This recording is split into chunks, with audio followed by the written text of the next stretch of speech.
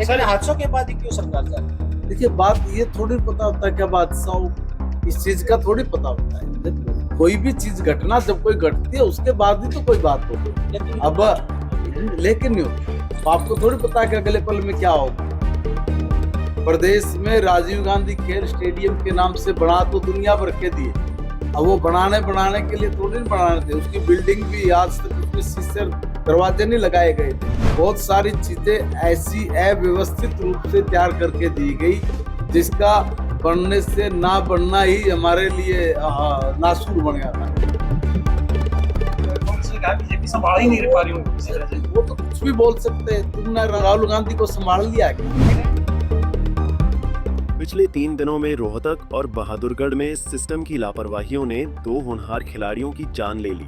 जिस पर सवाल पूछा गया तो हरियाणा सरकार के शिक्षा मंत्री महिपाल ठांडा का कहना है कि घटना होने के बाद ही कदम उठाए जाते हैं, पहले से किसको पता होता है कि क्या होने वाला है।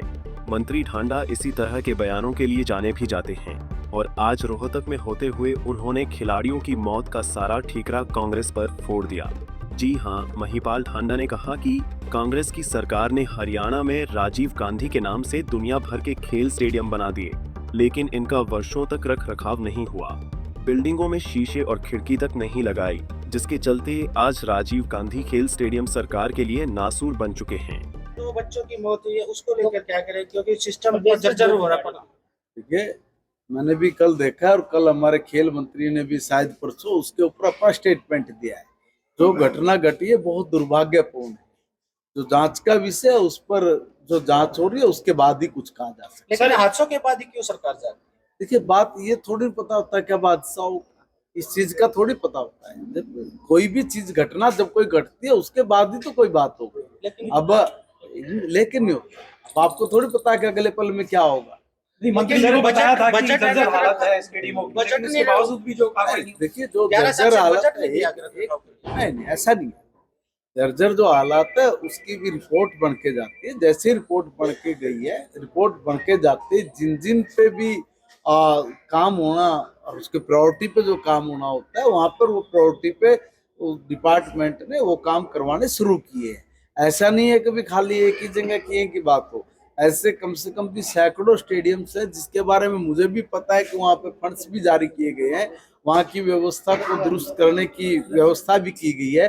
प्रदेश में राजीव गांधी खेल स्टेडियम के नाम से बना तो दुनिया भर के दिए। अब वो बनाने के लिए थोड़ी नहीं बनाने थे, उसकी बिल्डिंग भी आज तक उसमें शीशे दरवाजे नहीं लगाए गए थे।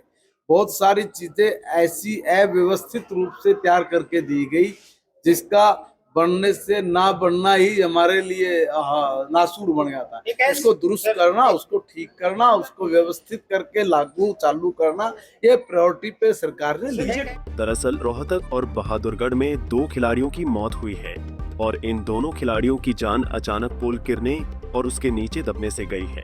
खिलाड़ियों की मौत के बाद लोग सरकार और प्रशासन को कसूरवार ठहरा रहे हैं, मगर इस दौरान जब कांग्रेस नेताओं द्वारा सरकार पर खेल स्टेडियमों को न संभाल पाने के आरोप लगाए गए, तो इन सवालों के जवाब में शिक्षा मंत्री महिपाल ठांडा ने कैसा जवाब दिया, सुनिए। कांग्रेस ने कहा बीजेपी संभाल ही नहीं पा रही उनको किसी तरह से। वो तो कुछ भी बोल सकते हैं। तुमने राहुल गांधी को संभाल लिया क्या? पिछले 11 सालों से हरियाणा में भाजपा की सरकार है और आज भी खेल स्टेडियमों के रखरखाव को लेकर सत्ताधारी नेता कांग्रेस पर ही ठीकरा फोड़ रहे हैं। महिपाल ठांडा का तो यहाँ तक कहना है कि स्टेडियम के रखरखाव और खिलाड़ियों की सुरक्षा को लेकर कांग्रेस को सवाल नहीं उठाना चाहिए, क्योंकि कांग्रेस की हालत आज ऐसी हो गई है कि नेताओं को सबसे पहले राहुल गांधी को संभालना चाहिए। फिलहाल खिलाड़ियों की मौत पर शिक्षा मंत्री महिपाल ठांडा के इस बयान पर आपकी क्या राय है, कमेंट के जरिए जरूर बताएं। रोहतक से दीपक भारद्वाज, पंजाब केसी टीवी। हमसे जुड़े रहने के लिए हमारे YouTube चैनल को सब्सक्राइब करें और नई वीडियो की नोटिफिकेशन के लिए बेल आइकॉन को दबाएं। अगर आप ये वीडियो Facebook पर देख रहे हैं तो लाइक जरूर करें और ज्यादा से ज्यादा शेयर करें। धन्यवाद।